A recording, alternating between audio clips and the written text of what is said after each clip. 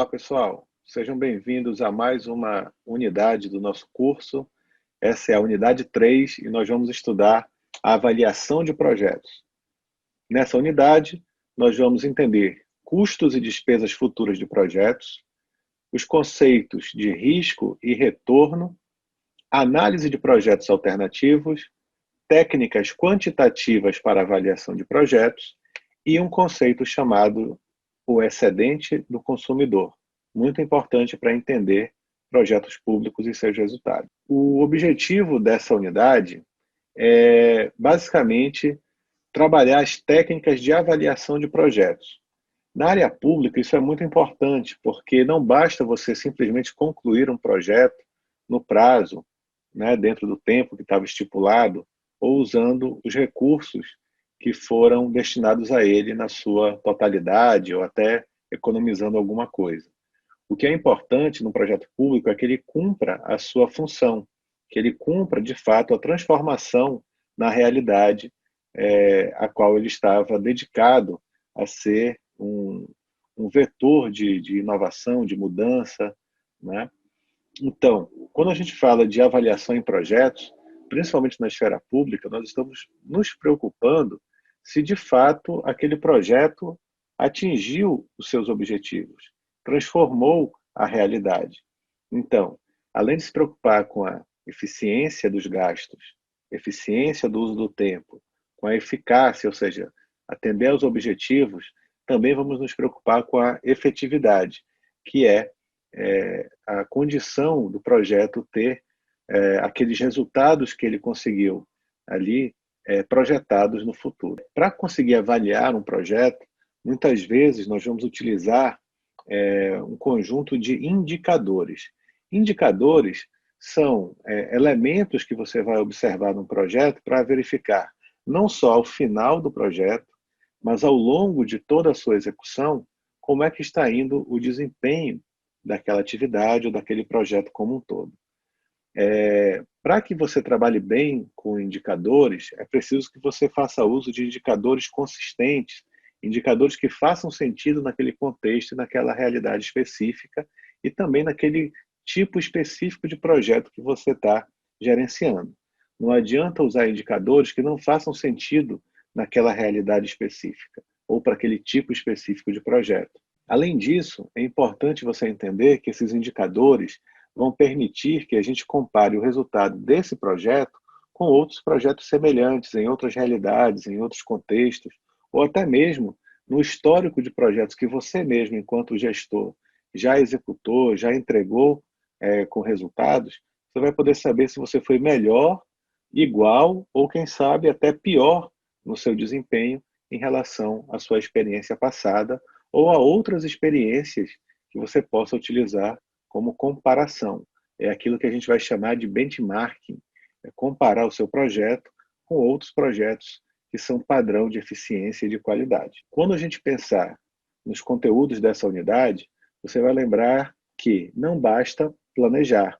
É preciso saber se o projeto está dando certo ou se ele deu certo quando terminou. Uma das formas da gente poder entender se as fases estão caminhando bem, se as coisas estão avançando bem, é exatamente acompanhando e medindo.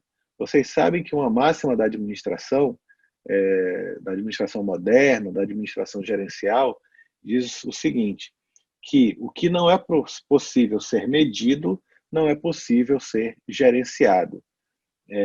Então, isso quer dizer, isso nos empurra para um esforço de tentar criar indicadores para poder acompanhar efetivamente o sucesso ou o progresso daquele projeto que está nas nossas mãos. Nós vamos ter indicadores tanto para trabalhar o monitoramento do projeto, que é verificar exatamente o andamento dos trabalhos que estão acontecendo e do uso dos recursos que estão empregados ali, mas também para avaliar o projeto, que, como eu mencionei há pouco, tem a ver com os resultados duráveis do projeto, no sentido de transformar aquela realidade na que ele está inserido. Uma das formas da gente avaliar um projeto tem a ver com a avaliação financeira.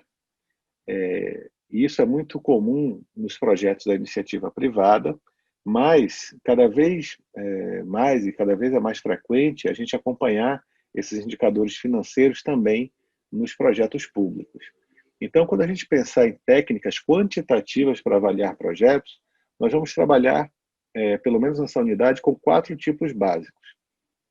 O payback, o valor presente líquido, que é o VPL, a taxa interna de retorno do investimento, chamada de TIR, e uma outra chamada relação custo-benefício, né?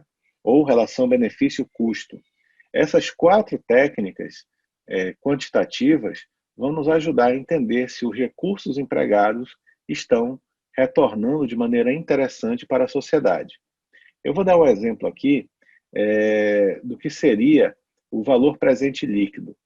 O valor presente líquido é você pegar tudo aquilo que você está gastando no projeto ao longo do tempo, né?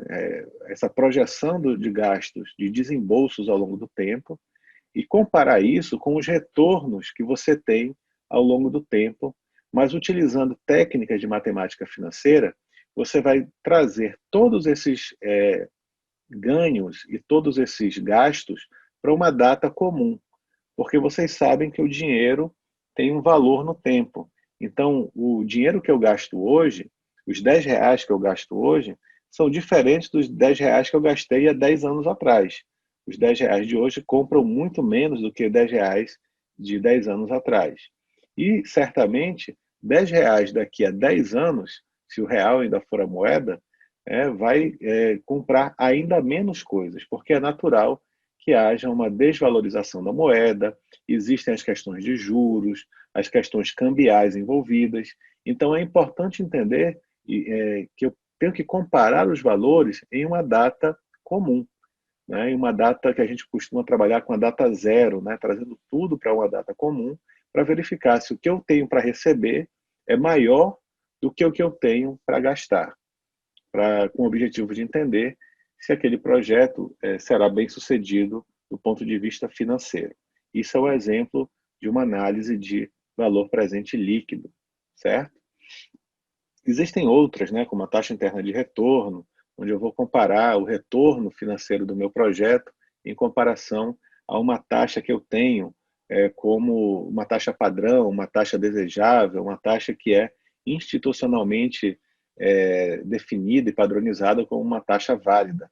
Ou seja, a organização diz que menos do que aquilo não é aceitável porque ela pode investir em outros investimentos, em outras fontes de aplicação, para que tenha um retorno equivalente. Então, a taxa interna de retorno é uma forma de você comparar se os retornos que o teu projeto te dá, do ponto de vista financeiro, são justificáveis frente a outras opções que você teria no mercado. Isso são apenas 2 exemplos dessas técnicas que estão postas aí e que você vai acompanhar de forma mais aprofundada, mais detalhada, no livro da disciplina que está disponibilizado no nosso ambiente virtual. Bem, ao finalizar a unidade 3, nós vamos poder trabalhar com essas explicações. Dizer o que é custo e o que é despesa futura de projeto e como isso impacta o orçamento da organização pública e até mesmo do município, do estado, né, dependendo da esfera administrativa onde você está atuando. Vai ser possível identificar as principais fontes de risco presentes em projetos na área pública e talvez explicar como elas afetam o retorno social de um projeto, né? A fonte de risco é aquela chance do projeto dar muito certo ou dar muito errado. Então, gerenciar riscos tem tudo a ver com o sucesso ou insucesso de projetos. Nós vamos poder trabalhar com indicadores sociais no projeto, trabalhando nesse processo de avaliação e explicar diferenças entre avaliação de projetos sociais e avaliação de projetos sobre a ótica social, que é algo que pode ser confundido, mas nessa unidade ela vai ficar bem explicada, principalmente nas leituras que estão postas aí no seu material. Bem, a unidade 3 traz novos desafios, mas também novos aprendizados. Então é a hora de você se dedicar ao conteúdo que está colocado aí e avançar no seu entendimento e na sua prática de gerenciamento de projetos. Não esqueça de participar do fórum da unidade e de entregar a terceira parte da atividade avaliativa, que é a construção do PM Canvas do seu projeto público escolhido desde a primeira unidade. Sucesso, bons projetos e até a próxima aula.